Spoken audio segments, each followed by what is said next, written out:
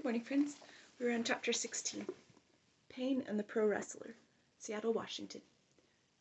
John Bonica was born in Sicily, grew up in Brooklyn, and began lifting weights at age 11.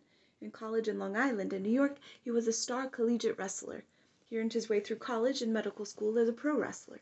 This career continued after he joined the U.S. Army before World War II.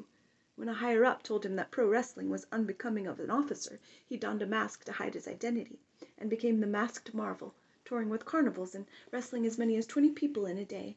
He met his future wife, Emma, at a pro wrestling match.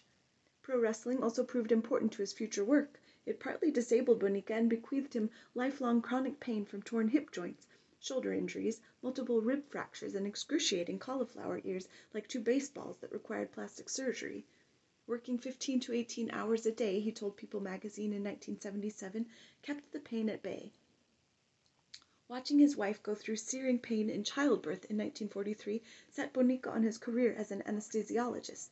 He trained hundreds of anesthesiologists in the U.S. Army Medical Corps. After the war, he became chief anesthesiologist at Tacoma General Hospital and wrote a classic textbook, The Management of Pain. Bonica opened America's first pain clinic when he was appointed chief of anesthesia at the University of Washington School of Medicine in 1960. Pain could only be salved, Bonica believed, when many disciplines within medicine and beyond were applied. The clinic pioneered an approach to pain that had patients see as many as 14 specialists who would then work out a therapy that a patient would be asked to follow in his daily life. Bonica's multidisciplinary approach was complicated and required a lot of the patient, but was often effective. Bonica retired in 1977. His successors, Dr. Bill Fordyce and John Lozier, expanded the Center for Pain Relief at the UW Medical School. The clinic used occupational and physical therapists, psychologists, social workers, and others to treat pain. Patients spent 3 weeks in the clinic and left with medical and life strategies for controlling pain, such as exercise and diet, a biopsychosocial approach in the term Lozier coined. We were trying to teach patients that they were the ones who controlled whether they were well or not, Lozier said. The patient has to do the work. Chronic pain is more than something going wrong inside the person's body. It always has social and psychological factors playing a role. Physicians have traditionally ignored such things. The UW Pain Clinic set itself against trends in medical marketing. Those Valium ads that years before insisted that one pill could solve a patient's problems were wrong. Researchers at UW believed, at least where pain was concerned, pain was complicated. But there is a philosophy among many patients. I'm entitled to be free of pain, said Lozier. People are entitled to health care. Health care should be a human right. Pain management must be a part of health care. But they are not entitled to pain relief. The physician may not be capable of providing them with pain relief. Some problems are not readily solvable.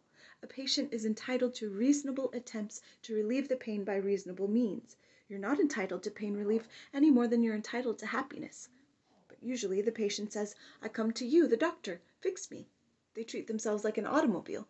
People become believers in the philosophy that all I need is to go to my doctor and my doctor will tell me what the problem is.